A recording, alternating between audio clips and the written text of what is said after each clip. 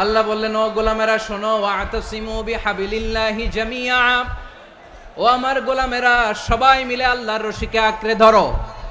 আল্লাহর রশি হলো ইসলাম, আল্লাহর রশি হলো কোরআন। আল্লাহ বললেন কোরআনকে আঁকড়ে ধরো, ইসলামকে আঁকড়ে ধরো। একা একা আঁকড়ে ধরলে চলবে না, জামিআ সবাই মিলে আঁকড়ে ধরো। এই আদেশটা আমাদের জন্য দান করেছেন কে?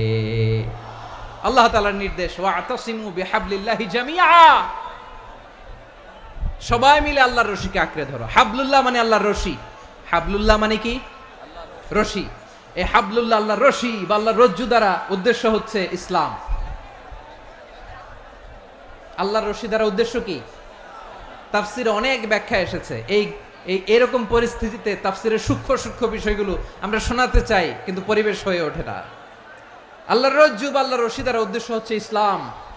আল্লাহর রজ্জু বা আল্লাহর রশি দ্বারা উদ্দেশ্য হচ্ছে কোরআন। কারণ কোরআন আমাদেরকে ঐক্যবদ্ধ করে, ইসলাম আমাদেরকে ঐক্যবদ্ধ করে। চিল্লায় বলেন ঠিক কিনা? এজন্য আল্লাহ বললেন, তোমরা আমার রশিকে আঁকড়ে ধরো, বিচ্ছিন্ন হয়ে না। আমার দেয়া নেয়ামতগুলো স্মরণ করো। যখন তোমরা ছিলে শত্রু, তোমাদের মধ্যে হৃদয়ে আমি আল্লাহ ভালোবাসা ঢেলে দিলাম, ফলে তোমরা সবাই ভাই ভাই হয়ে গেলে। তোমরা সবাই ছিলে জাহান্নামের কিনারায়, জ্বলন্ত অগ্নিকাণ্ডের পাশে। আমি আল্লাহ দয়া করে ঈমানের বদৌলতে তোমাদেরকে আগুন থেকে ফেরালাম।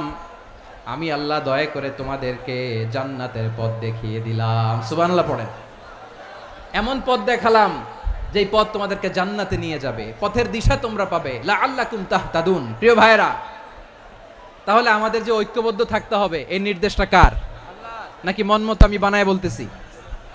আওয়াজ করে বলুন, নির্দেশটা কার? আল্লাহর। তাহলে আমাদেরকে ঐক্যবদ্ধ জীবন যাপন করতে হবে। প্রিয় ভাইরা, ইসলাম আমাদেরকে ঐক্যবদ্ধ করে। ইসলাম আমাদেরকে কি করে? সংঘবদ্ধ করে, ঐক্যবদ্ধ করে। বিচ্ছিন্ন হওয়া যাবে না। বিরোধ, বিচ্ছিন্নতা, মতানৈক্য, এগুলো আমাদেরকে ধ্বংস করে, আমাদেরকে দুর্বল করে। আর আমাদের ঐক্যবদ্ধ প্রচেষ্টা আমাদেরকে বিজয়ের দিকে এক ধাপ এগিয়ে নেয়। চিল্লায় বলেন ঠিক কিনা? এজন্য আল্লাহ বললেন, ওয়াতাসিমু বিহাবলিল্লাহি জামিআ, তোমরা আল্লাহর রশিকে আঁকড়ে ধরো, তোমরা ঐক্যবদ্ধ জীবন যাপন করো, তোমরা বিচ্ছিন্ন হইও না। বিচ্ছিন্ন হইলে লস, ঐক্যবদ্ধ হলে সেখানে কল্যাণ আছে না নাই? মাইকে কি সমস্যা হয়েছে কোনো? হ্যাঁ, এবার ঠিক আছে।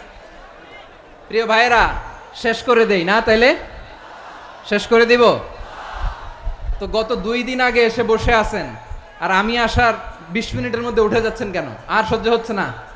আর পারতেছেন না? হ্যাঁ, বসেন। যাদের খুব জরুরত তাদেরকে বের হইতে দেন।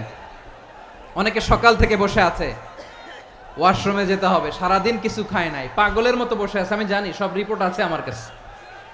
মেহেরবানি করে বিশৃঙ্খলা করবেন না, আল্লাহর ওয়াস্তে, আল্লাহর ওয়াস্তে। যাদের কষ্ট হচ্ছে বের হয়ে যান। আরো কয়েক মিনিট কথা বলে আমরা শেষ করব।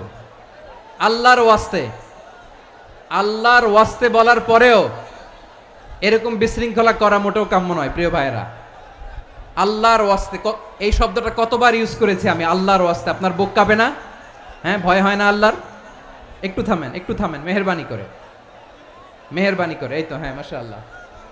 আল্লাহর ওয়াস্তে। প্রিয় ভাইয়েরা, ঐক্যবদ্ধ হতে হবে আমাদেরকে। আদেশটা কার? একটু আওয়াজ করবেন। ঐক্যবদ্ধ জীবন যাপন করতে হবে। আদেশটা কার?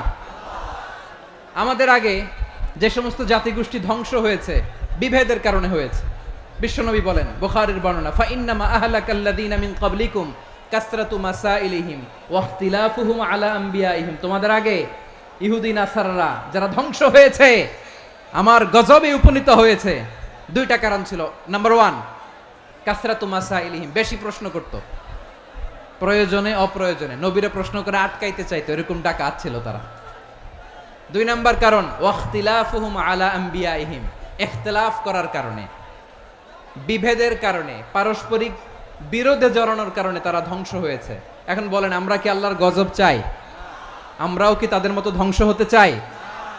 এজন্য আল্লাহ তাআলা সূরা আল ইমরানের 105 নম্বর আয়াতে বললেন, ওয়ালা তাকুনু কাল্লাযীনা তাফাররাকু ওয়াখতালাফু মিন বা'দি মা জাআহুমুল বাইয়িনাত ওয়া উলাইকা লাহুম আযাবুন আযীম। খবরদার, প্রমাণ পাওয়ার পরেও, দলিল নাজিল হওয়ার পরেও যারা বিরোধ করেছে, ইখতিলাফ করেছে, বিচ্ছিন্ন হয়েছে, খবরদার তোমরা তাদের মতো হয়ো না। যদি তাদের মতো হও তাহলে জেনে রাখো, ওয়া উলাইকা লাহুম আযাবুন আযীম, তাদের জন্য আমি মর্মন্তুদ শাস্তি প্রস্তুত করে রেখেছি। যারা বিচ্ছিন্ন হয়েছে, বিরোধ করেছে, তারা কারা? ইহুদি নাসারারা। এই আয়াতের তাফসীরে কাল্লাযীনা তাফাররাকু ওয়াখতালাফু, যারা বিচ্ছিন্ন হয়েছে, বিরোধ করেছে, তারা কারা? মুফাসসিরিন ইকরাম বলেছেন তারা ইহুদি নাসারারা। আওয়াজ করে বলুন তো, তারা কারা? ইহুদি নাসারারা। বিষ্ণু ঈসা ইসলাম সুনানে আবু দাউদ এবং তিরমিজির হাদিসে বলেন, ইফতারাকাতিল ইয়াহুদু আলা 71 ফিরকা, ইহুদিরা 71 দল হয়েছে। ইখতিলাফ করতে করতে কয় দল? সবাই বলে নাই, কয় দল? ওয়াফতারাকাতিন নাসারা আলা 72 ফিরকা, আর নাসারারা হইছে 72 দল। আওয়াজ করে বলুন তো, কয় দল? ওয়াসাতাফতারিকু হাদিহিল উম্মাহ বি73 ফিরকা। আর বিশ্বনবী আফসোস করে বলেন, আমার উম্মত হবে 73 দল। ইহুদি 71 দল, নাসারা 72 দল, আর আমার উম্মত, বুঝে থাকলে আওয়াজ করে বলেন। বিশ্বনবী বলেছেন আমার উম্মত ভাগ হবে কয় দলে? কুল্লুহা ফিন্নার, সব জাহান্নামে যাবে, ইল্লা ওয়াহিদা, একটা দল ছাড়া। সাহাবারা বললেন, মান হিয়া ইয়া রাসূলুল্লাহ, সে নাজাত প্রাপ্ত জান্নাতি দল কোনটা? আপনি কি আমাদের বলবেন না? আপনি মেহেরবানি করে একটু বলে দেন তারা কারা। বিশ্বনবী বললেন, মা আনা আলাইহি ওয়া আসহাবি, আমি এবং আমার সাহাবারা যেই মতের উপর, যেই পথের উপর আছে, এই মত এবং পথের উপর যারা থাকবে তারাই জান্নাতের দল হয়ে যাবে। যারা আমার মত, আমার সাহাবীর মত এবং পথকে অনুসরণ করবে তারাই জান্নাতে যাবে। তাহলে প্রিয় ভাইয়েরা, আমরা কি আর ইখতিলাফ করব? কাদা ছোড়াছুরি করব? করবেন না যে বোঝাই তো যাচ্ছে দৃশ্য দেখে। ধাক্কাধাক্কি যে আপনারা করবেন না। আপনাদের এই যে আমলনামা তো আমার কাছে আছে। পেকুয়ার ভাইয়েরা, এটা তো আমার ওয়ার্ম আপ প্রোগ্রাম। আমার বিভাগীয় প্রোগ্রাম হচ্ছে 8 বিভাগে 8টা। কয়টা? এটা কেন নিলাম? নেয়ামতুল্লাহ নিজামীর জ্বালা থেকে বাঁচার জন্য নিলাম। ওর জ্বালাতনে ও পারে না মালয়েশিয়া থেকে আমার টেনে নিয়ে আস, চার্টার ফ্লাইট ভাড়া করে পারে না নিয়ে আস। এমন কোনো মাধ্যম নাই, এমন কোনো ওয়ে নাই সে ধরে নাই। আর তার কাছে আমার কাছে তার দাবিও আছে, কারণ এর আগে 2-3 বার আসার কথা ছিল। কয়েকবার এসে এসে ফিরে গেছি, অনুমতি হয় নাই। এখন দাবার গুটি পাল্টে গেছে, দাবার গুটি পাল্টে গেছে। এক মাঘে শীত যায় না, কিন্তু আমরা স্মরণে রাখি না, ভুলে যাই। এটাই বড় আফসোস প্রিয় ভাইরা। তো এটা ওয়ার্ম আপ প্রোগ্রাম, এটা ওয়ার্ম আপ উদ্বোধনী প্রোগ্রাম, বিভাগীয় প্রোগ্রাম আমার জানুয়ারি থেকে শুরু। তো যা যা করছেন আমার সাথে পেকুয়াতে সব কিন্তু বয়ান দিব, ওই জায়গায় সব বলে দিব পেকুয়াবাসী কি করছে। আমি তো ভাবছি পেকুয়ার